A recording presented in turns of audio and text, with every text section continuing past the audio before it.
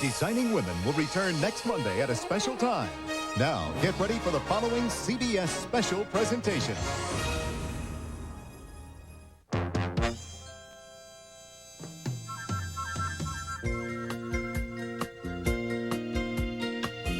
Who can turn the world on with her smile? Who can take a nothing day and suddenly make it all seem worthwhile? Well, it's you, girl, and you should know it. With each glance and every little movement you show. Tell you what, I'll try you out for a couple of weeks, see if it works out. If I don't like you, I'll fire you. Right. You don't like me? I'll fire you. There was a time when I went to bed every night thinking, well, there goes another day not married. Now, I just wait till New Year's Eve and think, there goes another year not married. Hi, guys. I've just been handed a bulletin. You have something on your front tooth.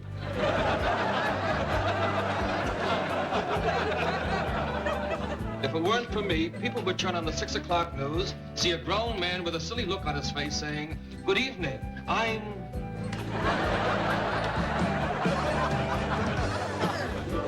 I didn't sleep a wink all night. I feel wonderful. That's all right, Mary. I don't need a white dress. I'll just wear what I have on. Right. What's wrong with plaid? Nothing. It's Ted's favorite color. I think Flowers summed it up best when he turned to me one night and said, Phyllis, jag har slutat. I've been around. Well, all right, I might not have been around, but I've been nearby.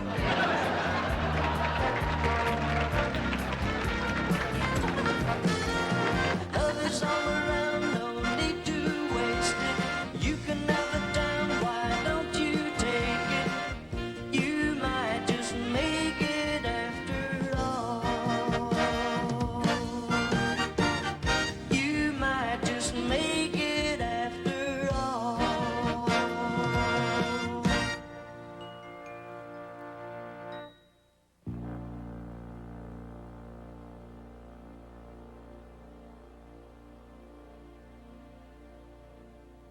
Good evening. I'd like to invite you to join me for a very special reunion. 20 years have passed since that first Saturday night when Mary Richards threw her hat in the air. But I still have the hat. And the M. And a lot of wonderful memories of the 168 episodes that we filmed between 1970 and 1977. Tonight, I've gathered everyone together again to celebrate and remember the joy, the fun, and the love our family of performers and creators shared. Come on already, can we see the tapes? Let's get this show on the road. Put a sock in it, Mary. All right.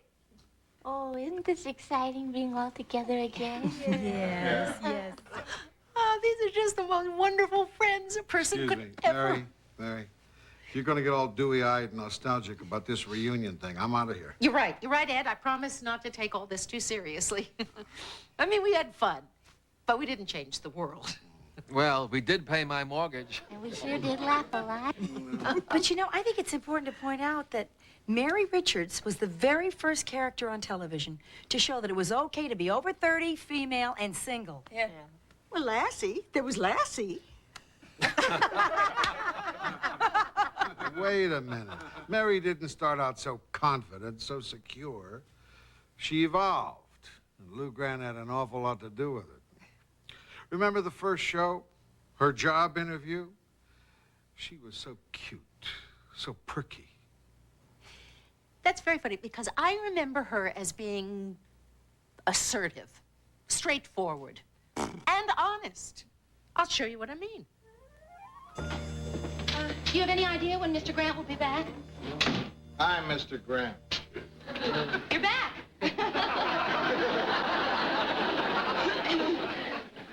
Look, miss, I was just about to have a drink, and I wouldn't mind some company. Want one? Oh, no, thank you. I said I wouldn't mind some company. Well, all right. I'll have a brandy Alexander. How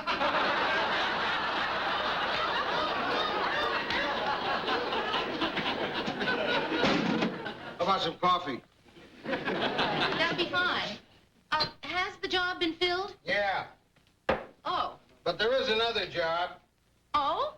I figured I'd hire a man for it. Oh. We can talk about it. Well, good. How old are you? 30. No hedging.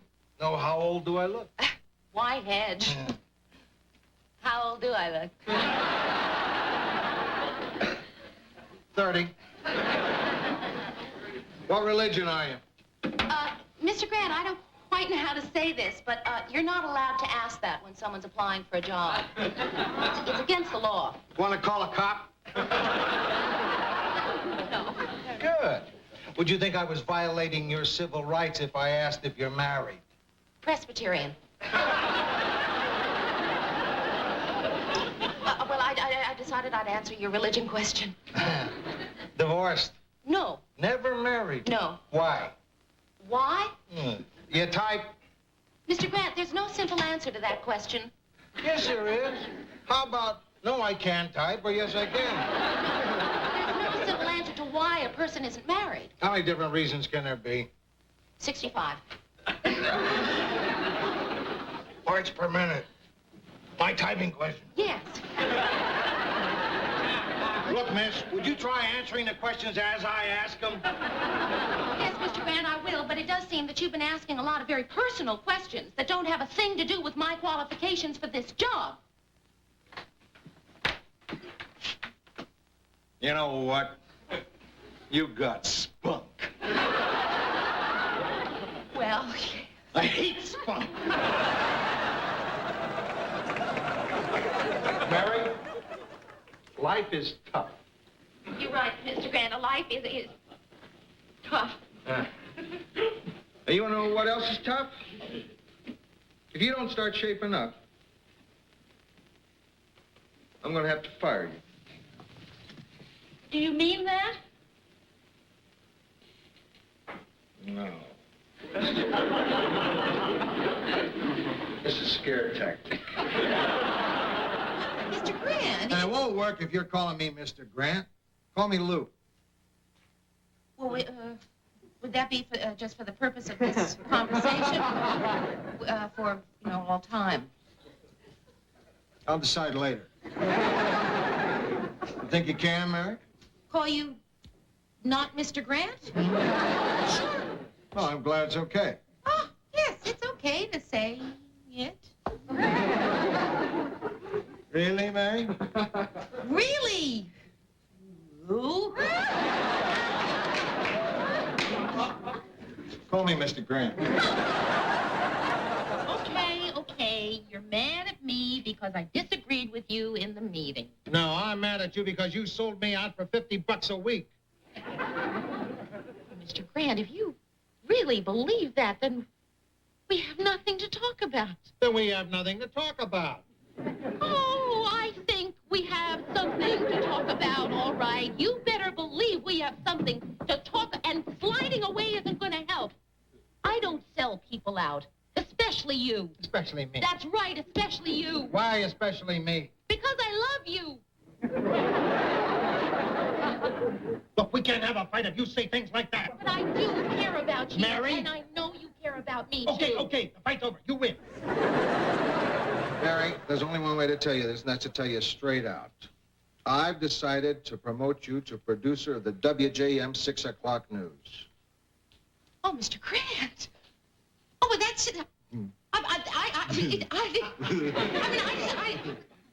I just don't know what to say. Really? I thought you put it very well.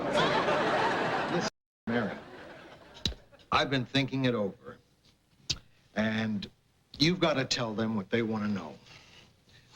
Mary, I want you to reveal your source. Okay, you look me in the eye and say that. Mary, I want you to reveal your source. You're looking me in the nose. Look, it's not what I believe in anymore that's important. It's you. I just wish I hadn't talked you into this. Oh, but you didn't.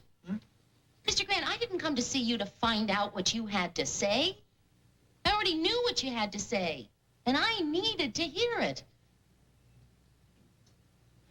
You want to look me in the nose and say that? Really? I feel just like I feel when one of my daughters makes me proud. I could... What? Nothing. No, come on, you were going to say something. What? Hug you. I'm not a hugger.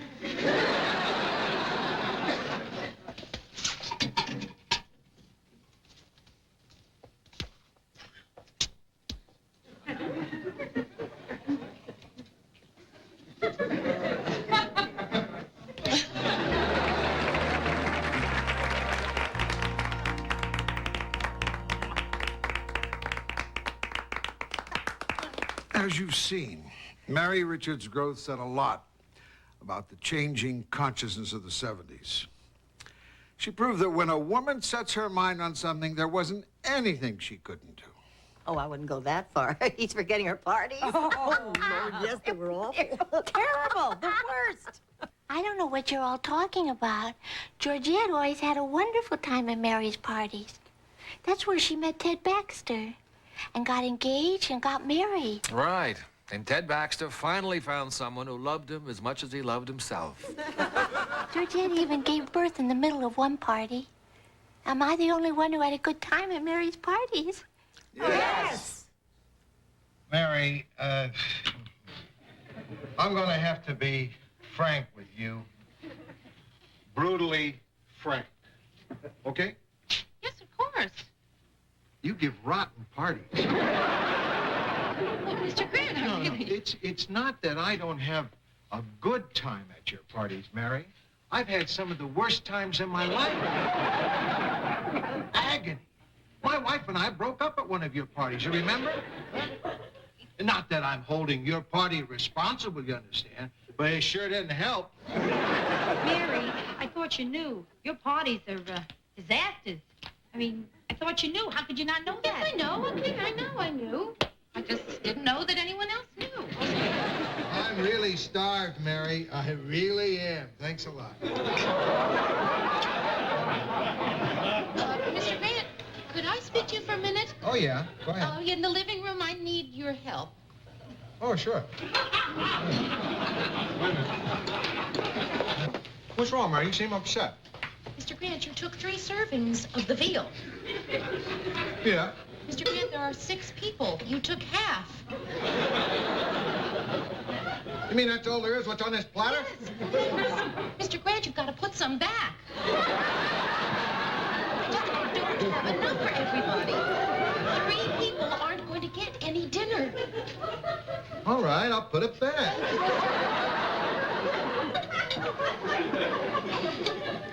Say, you know what? I'm not as hungry as I thought I was.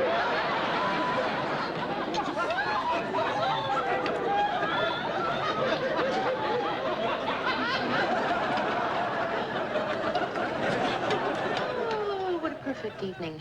Ted and Georgette sit there for hours, not talking to each other. Murray arrives sick, blows his nose all night. And you had to ruin what little promise we had of a party by making a fool of yourself over Charlene's date. I hope you're satisfied, Lou. What did you say? You heard me. I hope you're satisfied. You call me Lou.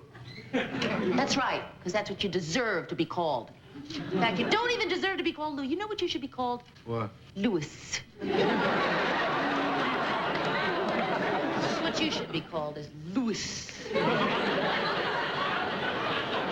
What's going on here? Huh? Bartender? Maid? Huh? The reason Mary's going through all the fuss tonight is someone very important is coming to our anniversary party. Who is he, Mary? Johnny Carson. This may turn out to be a pretty fair party after all. Fair, Mr. Grant? This is going to be the best party that you have What's happening to the lights? I don't know. I think they're starting to dim. Oh, my God. Better call the building manager. Where's the phone? They're here. Mary, this is Johnny Carson. Hi. Nice place you have here.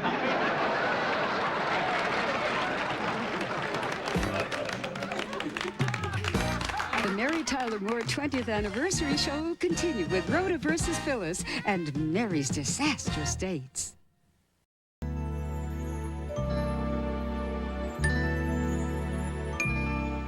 The domestic side of Mary Richards' life revolved around her neighbors, Rhoda Morgenstern, Valerie, and Phyllis Lindstrom, Cloris. Living alone in a new city, they became Mary's family. Unfortunately, their rivalry was surpassed only by their affection for Mary. Of course, you'd never guess it in this scene from the very first episode. All right. Phyllis, I just love it. It's charming. I thought this was going to be Aunt Rhoda's apartment. Who's Aunt Rhoda? Oh, that dumb, awful girl who lives upstairs that Bess likes. She's not your Aunt Bess. That dumb Rhoda thinks this is going to be her apartment, so I signed a year's lease for you. You signed a lease before you even saw the place? When you see the view, it's absolutely incredible. Isn't it? Rhoda? Oh, that dumb, awful girl. Don't pay any attention to her. I'm going to go get the owner. Come on, Bess. Aunt Rhoda's really a lot of fun. Mom hates her. You want...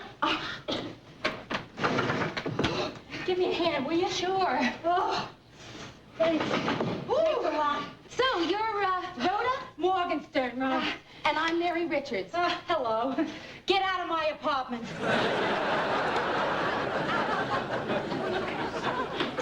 You think that I'm some kind of a pushover, don't you? Yeah. Well, then you're in for a little surprise. Because if you push me, then I just might have to push back. Hard. Come on, you can't carry that off. I know. I didn't realize the 1970s had so many bad hairdos. Right. It's a little like looking through your high school yearbook. Oh, It's true. yeah. So much fun to see all the changes we've gone through. That's what made the show special. The characters seemed real because they were given room to grow. Yeah. Rhoda started out dumpy, insecure, and wisecracking, and ended up attractive, liberated, and wisecracking. Morning, Mia. Hi. Here's that purse. Oh, thanks. I suddenly realized I didn't have a purse to match my new dress, and I really wanted to wear it today, so thanks a lot. Listen, next time I want to wear my purse, will you lend me your dress and shoes? Yeah, sure. And your body. Boy, Mary, you know something? You got a real Ms. job. What do you mean? Well, this is the kind of job Gloria Steinem wants you to have. Ah, yeah, right. Whereas my job, Gidget would have passed up to go hang 10. Oh, come on. You gotta save me. You cannot imagine what's going on up there. It's unbelievable. The most boring evening I've ever had to go through in my life. Well, why don't you tell him you don't feel well? Maybe you'll go home. Tell who I'm alone. When a girl is barely 30 and attractive, has a nice personality, I find it difficult to understand why she isn't married. You're talking about Mary. Of course. Because you can't understand why I'm not married. Of course. Do me a favor, Phyllis. Would you write it down and send it to my mother? She doesn't understand. Mary, are you sure this looks okay? I feel so fat. Yeah, it looks fine. You think this munchy stuff is enough? Everybody will have eaten dinner. Oh, that's just right. How can you gorge yourself like that and stay so skinny? I'm going crazy with hunger. Well, eat something. I can't. I gotta lose 10 pounds by 8:30. I don't know why I'm putting this in my mouth. I should just apply it directly to my hips. Rhoda, chocolate solves nothing. No, cottage cheese solves nothing. Chocolate can do it all. You girls certainly do manage to find quaint ways to fill your evening. Yeah, well, the chain is broken on Rhoda's bike. Oh, too much weight, I guess. Yes, well, I always said that looks aren't important when you have a good clothes sense going for you. Phyllis, I'd like to tell you something. What? It is so hard for me to tell you this. What is it you can tell me? What? I'm extremely contagious. See, where I work down at Hempel's department store, they're having a beauty contest. It's too stupid to even talk about, Maria. But I don't want to confuse you, so see, I'm nominated. Rhoda, you're a beauty contestant. Hey, that's terrific. I know. They just needed someone to make the other contestants look good. Stand next to Morgenstern, kids. You look great. You haven't allowed yourself 1 minute's pleasure out of this whole thing. The way you make fun of your appearance, the way you describe yourself, It's not so easy to say nice things when you describe yourself. You try it, Mary. Me. Yeah. I'm, okay. See? You do the same thing yourself. Rhoda, it's not the same thing. It is. No, it isn't. Look, I may not say terrific things about myself, but Rhoda, I don't say that I'm nothing. Sure, but you don't have to worry about someone beating you to it. I won. You won? Oh, I didn't tell you, Mary. I lied to you because, I don't know, I was afraid everybody would make jokes and things. Jokes? You come in here and tell me about it. Well, it's just, it was nothing. I mean, it was nothing special. It was a big auditorium filled with people. And, well, they gave it to me, and I took it. So I guess I really won it. How do you like that? I won! After 32 years. Me! Mary Jo, Beth, Lou Ann Morgenstern! Together, the three of us created an extraordinary triangle. Yes, we did. Mary was the person that you want to be. Rhoda is the person you probably are. And Phyllis is the person you're afraid of being. You got that right, pal. Remember when you came here 5 years ago? You were a lost little lamb jilted by your fiancé. A single girl, alone and unwanted in a cold, heartless city. And I was a secure, confident married woman. Every time I saw you, I felt sorry for you. It was wonderful. But now the tables are turned. It's you who feel superior to me. Oh, Phyllis, come on. I don't feel superior. Of course you do. This is the era of the single girl. Free, independent, self-sufficient. Oh, Phil, come on. Being single is not all that great. There's good, but there's bad, too. There's loneliness. Loneliness. You don't know what loneliness is till you get into bed with Lars. You know that stupid thing women have about telling their ages? Let's tell. I'm 34. Well, apparently it's easy for you. But now I'm going to tell you my age for the first time. And it isn't easy. I am 43 years old. That's right, Mary, 43. Aren't you going to say something? Boy, are you old. Oh, by the way, did you pick up those things for me while you were shopping? Yeah, I did. Here they are. Mary, what am I going to do? I think you're going to do what you usually do. You're going to get yourself all worked up, then you're going to let it all out, and you're going to embarrass everybody concerned. I don't do that. Yes, you do that, Phyllis. No, Mother did that. Phyllis, I don't know your mother. So you think I do that? Yes, I do, Phyllis. You don't know me at all. But it's amazing how well you know my mother. I often think of my life with Lars as a kind of fairy tale. Really, Phil? Which one of the 7 dwarfs do you see him as? Lars and I just had an argument. What happened? Lars came over to me, put his arm around me and said, "Darling, don't you think maybe it might be a good idea, in view of the high cost of living, if you try to keep your spending down a little?" I turned to him and said, "Darling, Why don't you go suck an egg? Sooner or later, Lars is going to get tired of her. And he'll come back to me. And then I'm going to punish him for this. Phyllis, you don't mean that. If only he didn't flaunt it in my face. You know, Mary, since he's been seeing her, he's gained 9 pounds. Do you know that his clothes are cleaner when he comes home at night than they are when he leaves in the morning? Just the other day, I was reading this wonderful book called The Life of the Bee. Maybe you read it. Did you know the male bee is nothing but the slave of the queen? And once the male bee, how should I say, has serviced the queen, the male dies.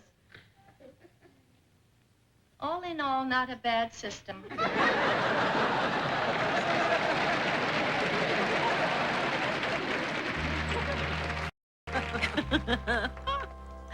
After the first couple of seasons, the characters that Valerie and Cloris played became so popular that each of them was spun off to star in her own series. Yeah. Finally, Rhoda got what she wanted. Skinny and a husband. And Phyllis did much better without a husband. But what about poor Mary? I mean, yes, she had a wonderful job, beautiful clothes, great apartment. But she also had some of the worst dates in the history of television. This is true. There are many single women who've lived perfectly fulfilled lives. Who?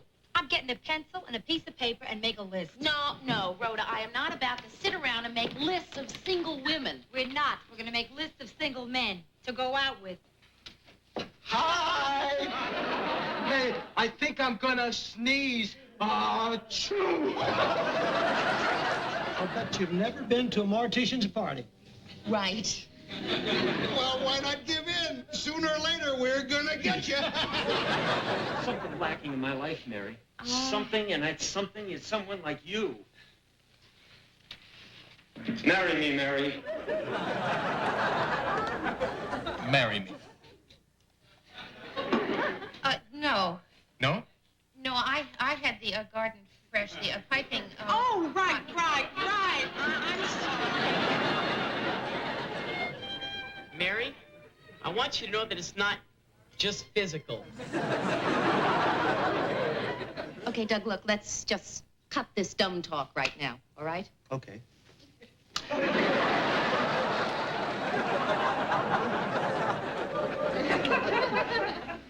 Well, it wasn't exactly magic, was it?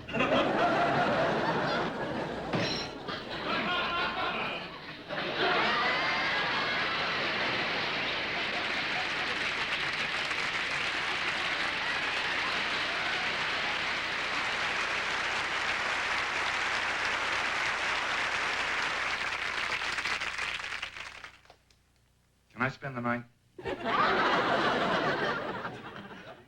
No. Okay, see you.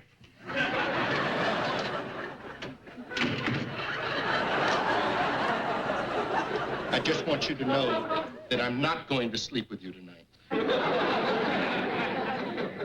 What? No. What do you think you're doing? Oh, I just figured it was a good Put on idea. your shirt. Oh, come on, Mary. Put on your shirt. I didn't mean any harm. Well, we seem to be hitting it off, and I just thought. You just thought. You just thought. This isn't the first date this has ever happened to you, is it? Yes, as a matter of fact, this is a first. Out. Maybe you haven't dated much. Haven't dated much? I have been dating since I was 17. I'm 37. That's 2 decades of dating. Don't tell me I haven't dated much. I go out on an average of 2 times a week. That's 100 times 20 years. That's 2,000.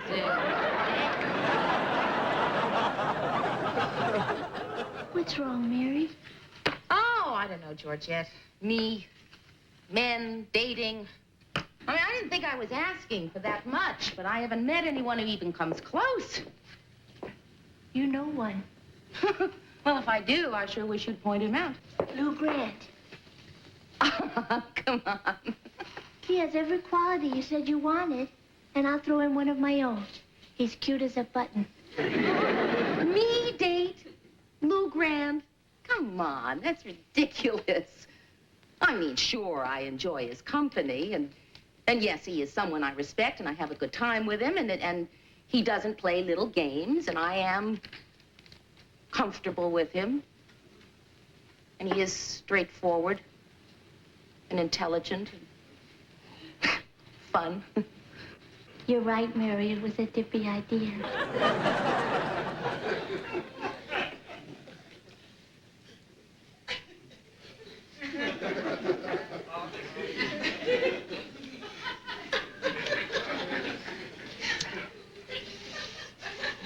My hand is sweaty, isn't it? No, it isn't. It's mine. Really, it is. I'm just not good at this. No, but listen, really, sweaty hands run in my family. They always do. No, this is what happens when I get nervous.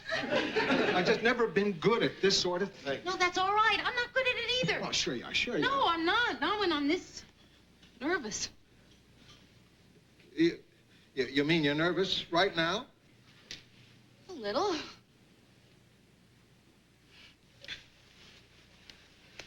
I'm making you nervous?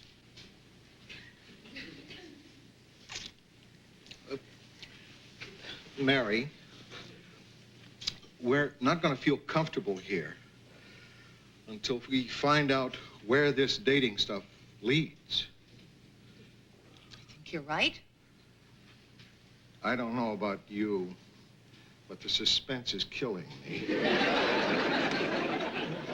Well, then, let's end the suspense.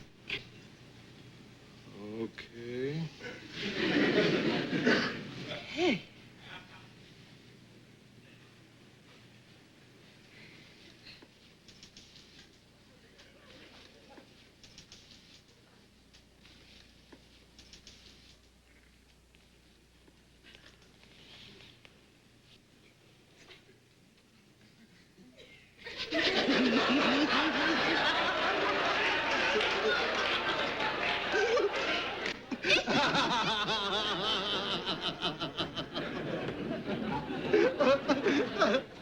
That was really silly kissing you. Didn't that turn out to be just so dumb? Oh, I think we both just found out something in record time. I do, too. This will never work. Never in a million years.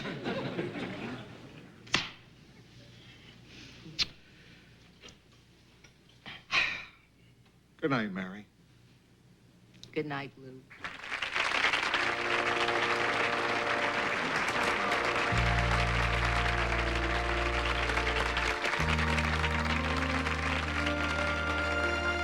Next on the Mary Tyler Moore Anniversary Show, the world's wackiest anchorman, Ted Baxter.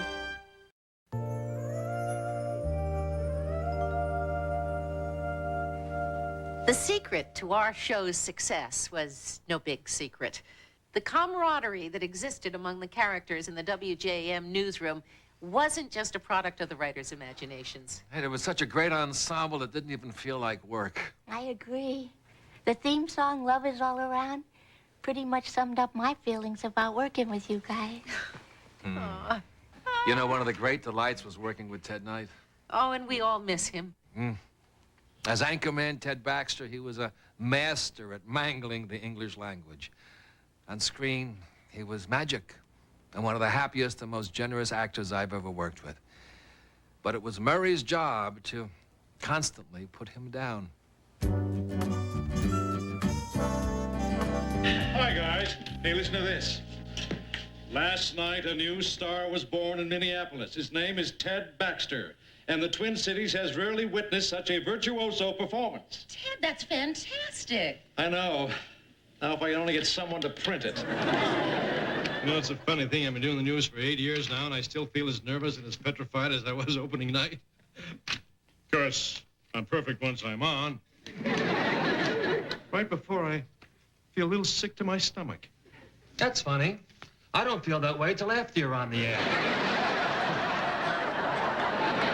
Hey, just occurred to me the fact that my mother's living in sin. Does that make me, No, Ted, that doesn't make you one. But we'll always think of you as one anyway. Larry, give me that list of words that Baxter mispronounced on last night's show. Check the top one, Lou. The top one. Chicago. Never thought I'd be saying this. Ted Baxter, Walter Cronkite.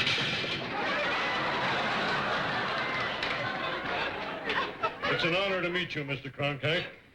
Call me Walter.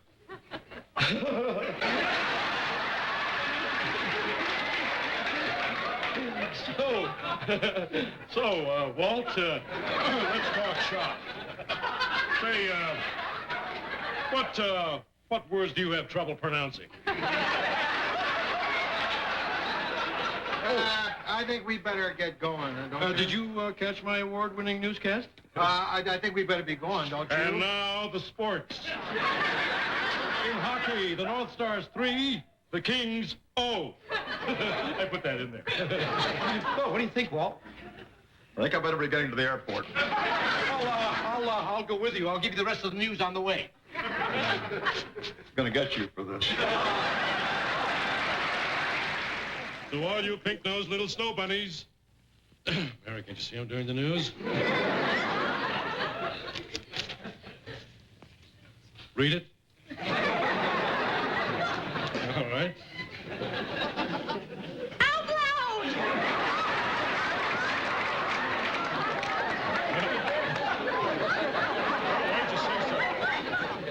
Ladies and gentlemen, a serious warning from the University of Minnesota's Atmospherics Department. I'm sorry, ladies and gentlemen, Dale Wick, head of the Department of that department, announced that in 5 years, smog could reach legal proportions. Oh, lethal proportions. And now for the lighter side of the news. Population explosion.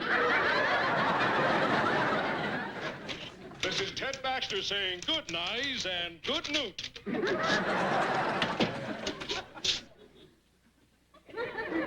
Thanks, Lou. Good show tonight, guys. See if you can read this. You're fried. You want to see me, Lou? Ted? Ted, I think Mr. Grant would like you to have a seat. Ted, I'm gonna kill you. Ted, what Mr. Grant is actually trying to say is that he would prefer it if you didn't prey on the news anymore. Oh? Why is that, Lou? Ted, I'm gonna kill you. Ted, you see, there is a time and a place for everything, and the news is just not the place for prayers. Lou, you wouldn't want to get around town that you don't like God. Okay, Lou, no more prayers, I promise. Good. Besides, I've got a better way to win the news tomorrow. Ted Baxter reunites boy with puppy.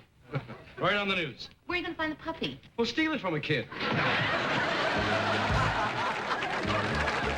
Ted had the gift of being able to portray the worst traits of human nature with such innocent good-heartedness that he made an essentially unlikable character lovable. Oh, yes. And Georgette loved him very much. She gave him a chance to show his more human side. Ted, there's one more thing. What is it? You never told me you loved me. Well, that's not an easy thing for me to say. Why? Well, because when I said it before to people, no one ever said it back. I'll say it back. You will? I promise. Okay. I love you. And I love you, Ted. You do. You want me to say it again? I love you, Georgette. Want me to say it without moving my lips? I love you.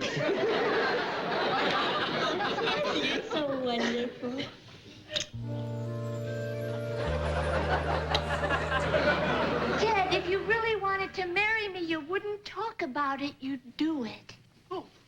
I'd do it right now if we could. We can, Ted. We've had the blood test. We have the license and it's still valid. We can call and get a minister over here. We can call our friends and tell them to come over here. What else do we need? So what do you say, Buster? You still want to get married?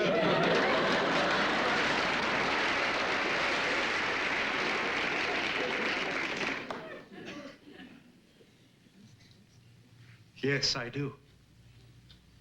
Really?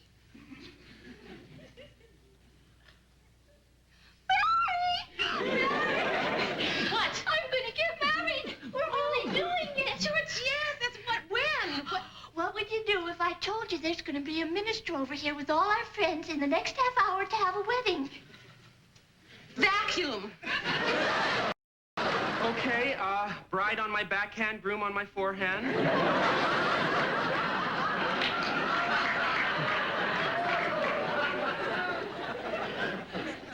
Dearly beloved, we are gathered together here in the sight of God to, does anybody remember what comes next? Well, at Rhoda's wedding, they each read something they'd written themselves. Oh, terrific. Would you like to say something? You mean wing it? Just say what's in your heart, Ted. Oh, right. Murray?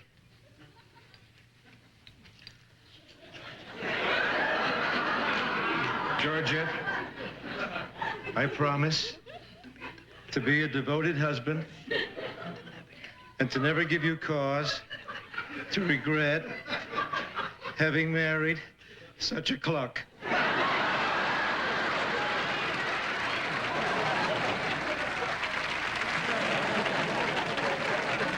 Excuse me.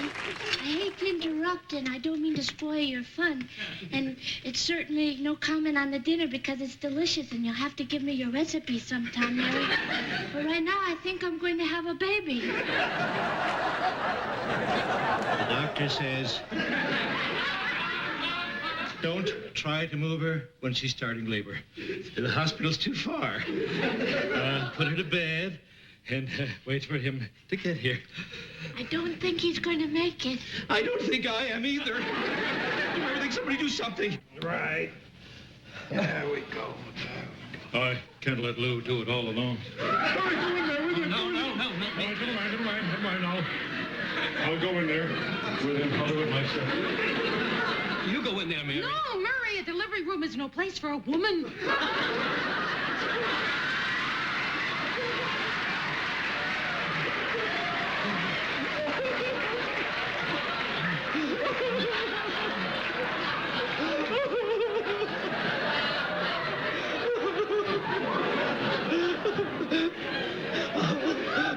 Somebody's got to help me. They're dropping like flies in there. That's. I've got to help. I've got to go in there.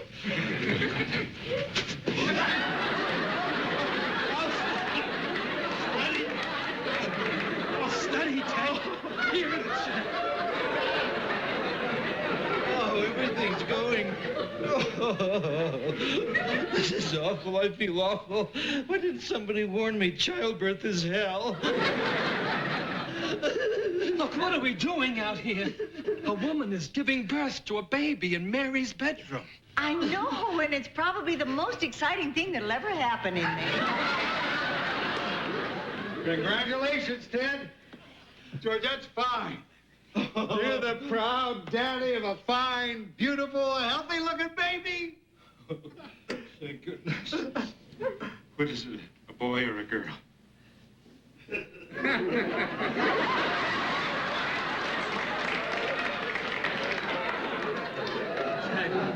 Ted, that's wonderful. Congratulations. Congratulations? Yeah. For what? For being a coward?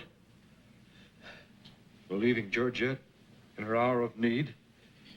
She'll probably never want to see my face again. Ted, your wife and daughter would like to see you. Daughter? How do I look? Like a father. Gee.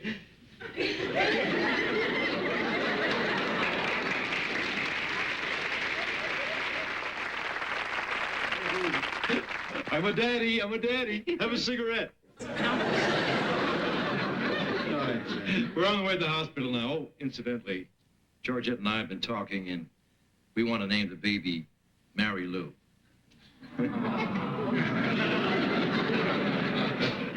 Sorry, big fella, but Lou Mary sounded dumb. The Mary Tyler Moore anniversary show will continue with Betty White as the notorious Sue Ann Nivens.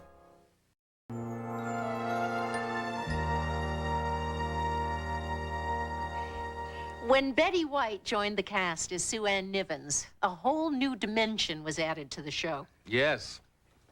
Pure, unbridled lust. Sue Ann left no bed unturned. Oh, but for sheer baldness, nobody could outshine Murray. Hello, muckrakers. Mary, I just dropped by, dear, to tell you to be sure to stop in my studio this week. I'm devoting all my shows to you poor, unfortunate single girls. Sue Ann, in case you've forgotten, you are single also. Oh, yes, but that's only because I don't happen to place my love life above my profession. I thought that was your profession.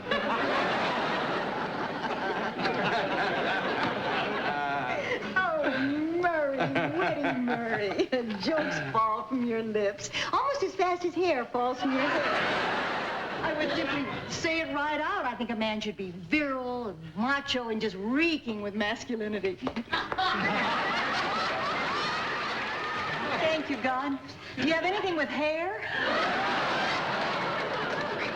Mary, I was lying in bed last night, and I couldn't sleep, and I got the most wonderful idea. So I went right home and wrote it down. As far as I'm concerned, there are two things that have no place on television: sex and violence. I never knew those were two different things. Did you crash the men's room? Of course not. I went as somebody's guest. Why do you want to be on our show? You're the happy homemaker. Yes. And the happy homemaker is very unhappy. About what? I have done that show every day since July 1963. Do you know what that means, Mary? It means I've been smiling for 11 years. I never thought of it that way. I want a job where I don't have to smile. I don't like smiling all the time. It's against my nature. Sue Ann, you're smiling. I am. Right now? Uh-huh.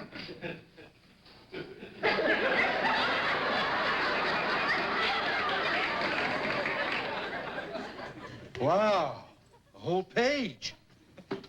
Marie, did you see the spread on Sue Ann? Oh, yeah. But you don't notice it so much when she sits down.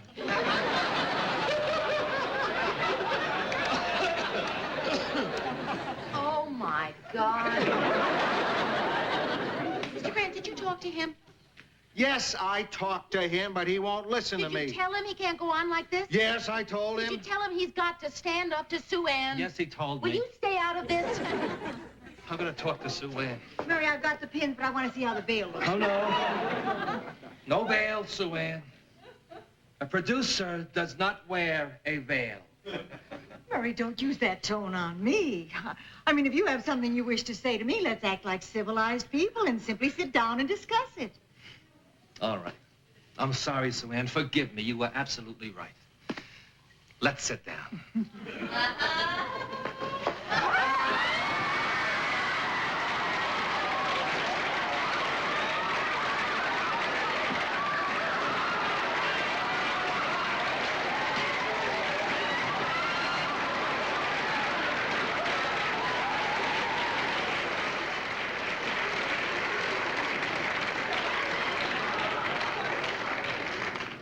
Could use a little more vanilla. I still remember trying to get the icing out of my... Oh, are we back? You know, Mary, since I didn't join the cast until the 4th year, I was already a big fan. Sue Ann was only supposed to be in one episode, but the character worked so well, we just couldn't get rid of you. Sue Ann was so deliciously wicked, so ruthlessly sweet. I would have killed for the part. And remember, she got to nail Lou Grant. Okay, I've got it. I know, and I want it.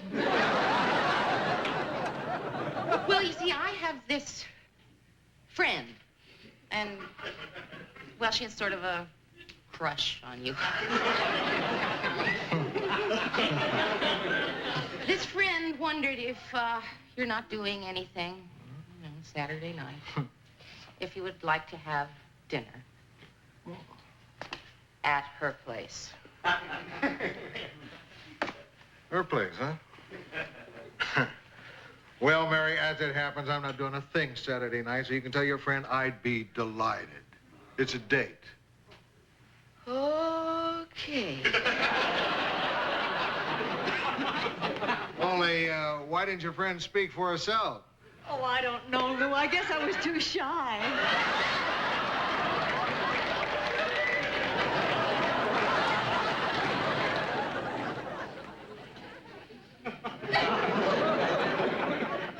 What's that expression? A great meal is the prelude to the symphony of love. Who said that? I did.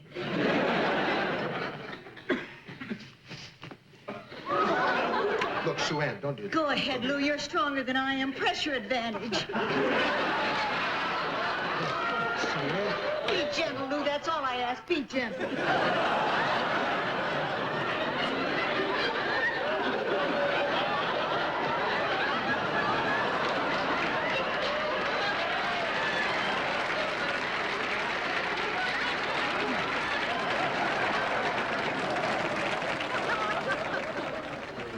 You tramp. Thank you.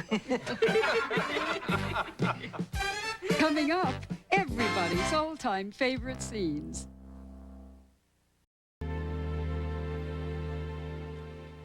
The years we spent working together are filled with so many wonderful moments that it's impossible to pick just one.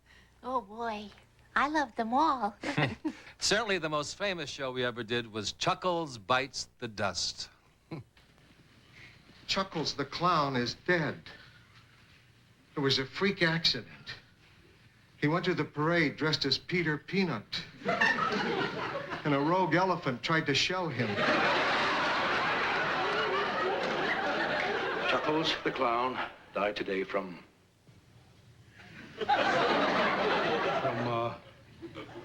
He died a broken man. I remember Chuckles used to recite a poem at the end of each program. It was called The Credo of a Clown. I'd like to offer it now in his memory.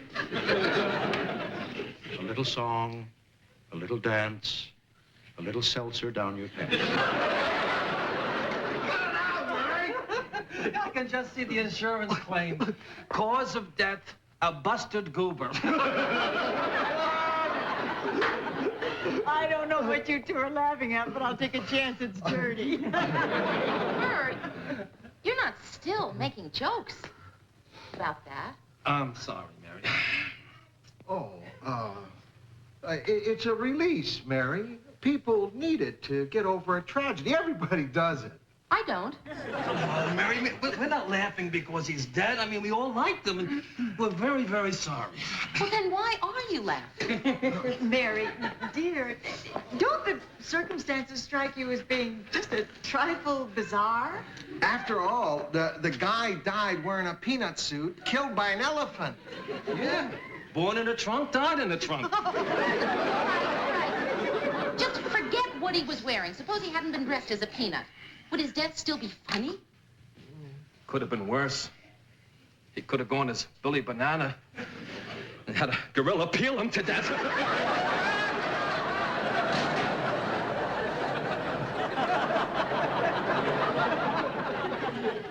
I wonder which ones are the other clowns.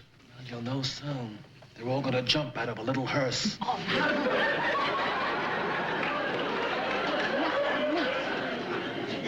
This is a funeral. A man has died. We came here to show respect, not to laugh. I'm sorry, Mary.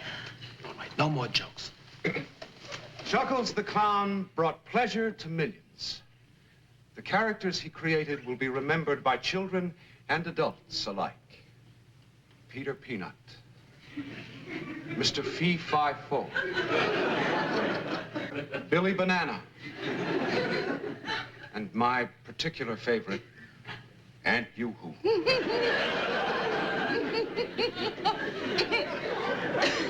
And not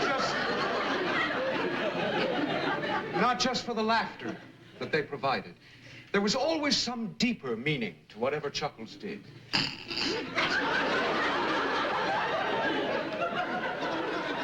And what did Chuckles ask in return? Not much. In his own words, a little song, a little seltzer down your throat.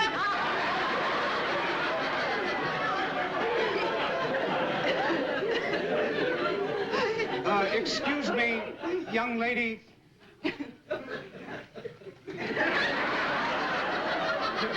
Yes, you. Would you stand up, please? Please, won't you? You feel like laughing, don't you?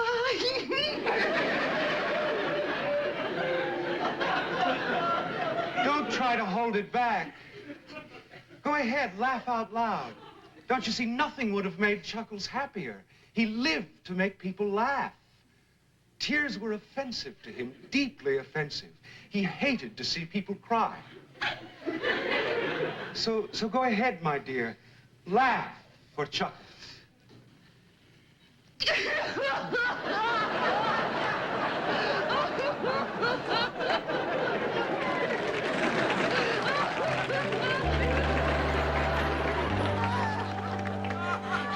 Even after we left to do our own series, we still loved to watch the show. We did. Oh, and one of the funniest scenes I can remember was when everybody got to see Sue Ann's bedroom for the first time. Sue Ann, I have to talk to you about... Oh, my. Haven't you ever seen my bedroom before, Mary? No, I would have remembered this.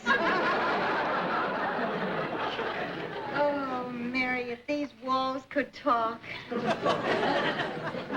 my, just look who stopped by to pay you a visit, Sue Ann. Hi, Sue Ann. Hello, Murray. Well, I really love your bedroom, Sue Ann. Did you decorate it yourself? Did you have a sex maniac come in? Very droll, Murray. Well, look who else is here. Sue Ann? How have you been, Ted? Swell, Sue Ann. What a great bedroom, Sue Ann.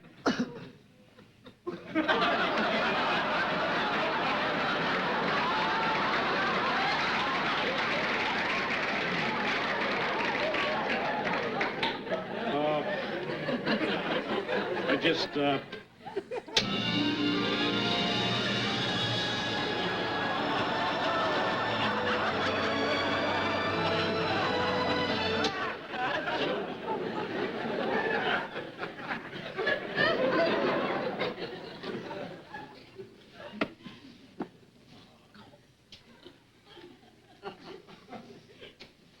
Sue Ann.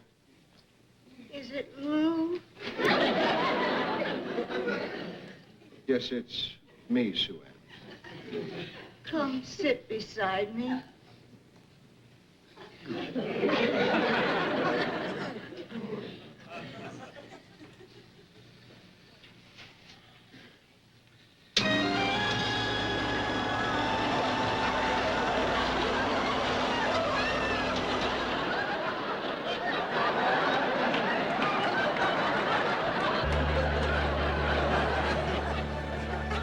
The scene that still breaks me up is from an episode called Mary's Insomnia. When she doesn't answer her phone one night, Lou Grant fears that she has taken too many sleeping pills and bursts into her apartment. Mary! Yes? Mr. Grant! Mary, oh, thank God.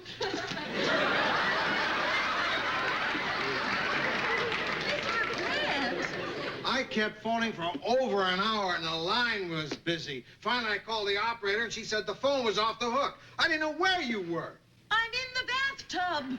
I only take my phone off the hook when I'm taking a bath. I know, but you know, what with the pills and everything, I didn't know what might have happened. Mr. Grant, I am taking a bath. Naked.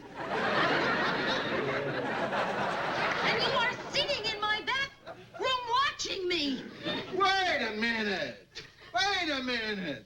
I came over here because I was worried about yes, you. I realize that, Worried Mr. to Grant. death. You think I care that you're in the bathtub? Obviously not. Ah, you think that's why I came? I was at home with my shoes off, having a beer, nice and comfortable. You imagine I suddenly said to myself, hey, why don't I go over and see if I can cop a peek of Mary? I can't believe that you think that of me, Mary. That's a really rotten thought. I am in no position to argue with you. Boy, you really find out about some people. Mary, it's me, Murray.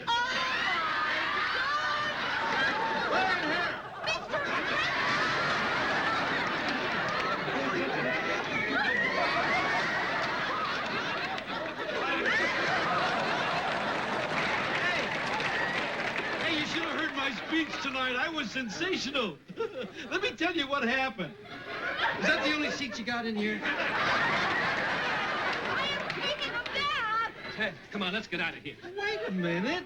I want to read Mary my speech. Marie.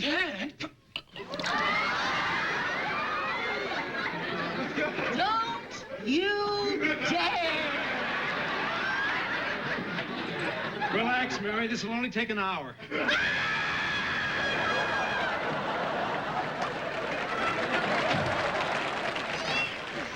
Next, the cast of the Mary Tyler Moore Show revisit the final episode. Get out your hankies.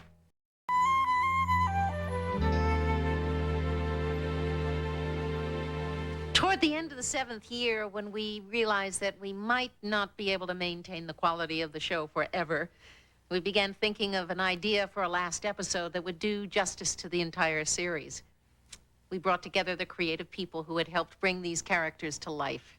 Jim Brooks and Alan Burns, Ed Weinberger, Stan Daniels, along with David Lloyd, Bob Ellison, and the man who directed most of our episodes, Jay Sandridge.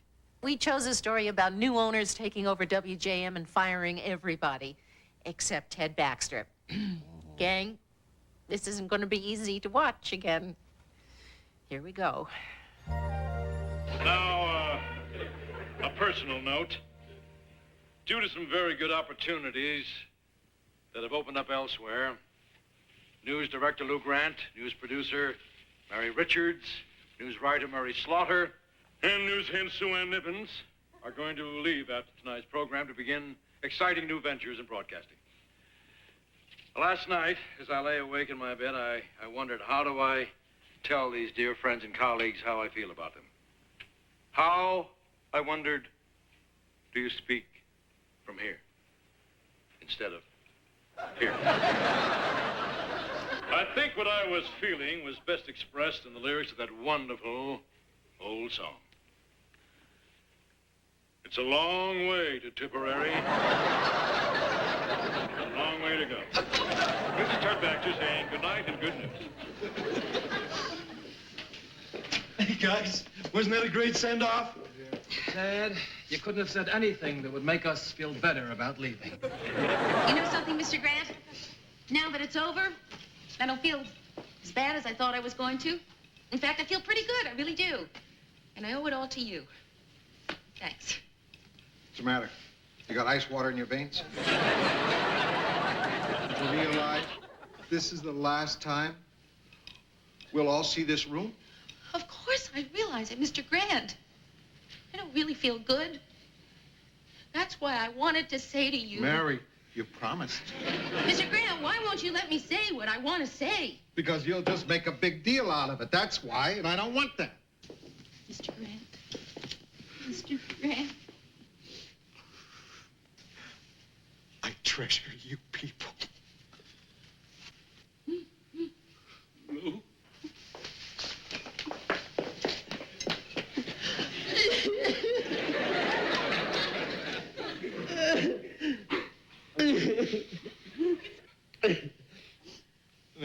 need some Kleenex. There's some on Mary's desk.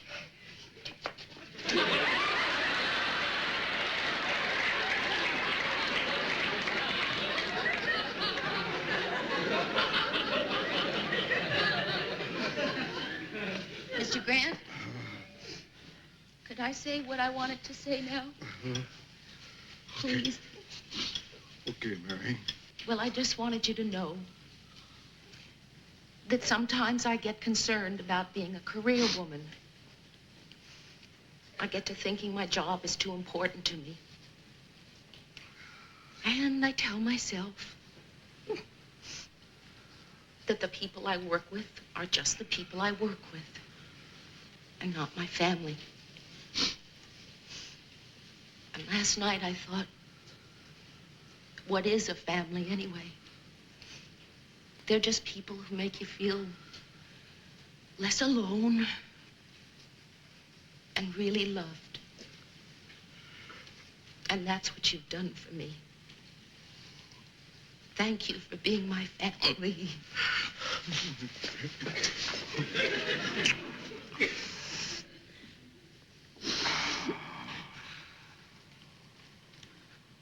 Now for the hard part. How do we leave this room?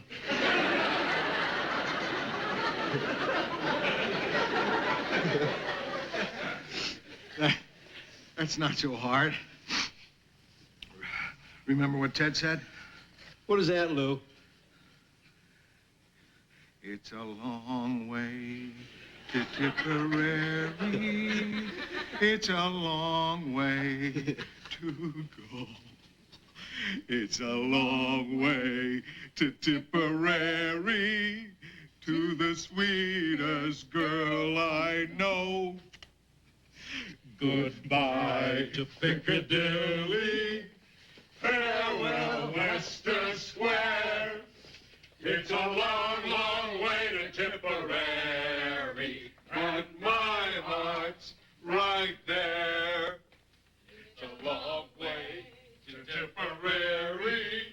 It's a long way to go. It's a long way to Tipperary, to the sweetest girl I know. Goodbye, Piccadilly. Farewell, Leicester Square. It's a long, long way to Tipperary, and my heart's right there. 7 magnificent years. Darling girl.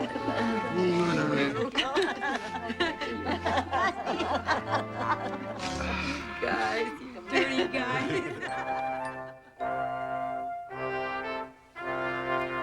The Mary Tyler Moore Anniversary Show continues in a moment. It was a great evening of friends and memories, and I'm glad you could share it with us.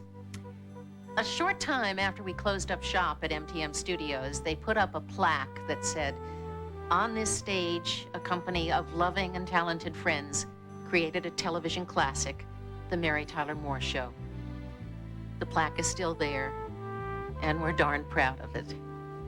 Good night. It's 2:45. There's no one in the place except you and me. There, girl. Really sell it. So set the... Funny man Chevy Chase tells Entertainment Tonight at 11:35 about his new comedy riot, Nothing But Trouble. This lampoon of comedy reunites this master comic with former Saturday Night Live co-star Dan Aykroyd. News 7 is next. Of a brief Tear my heart out, Mary. So make it one for my baby and one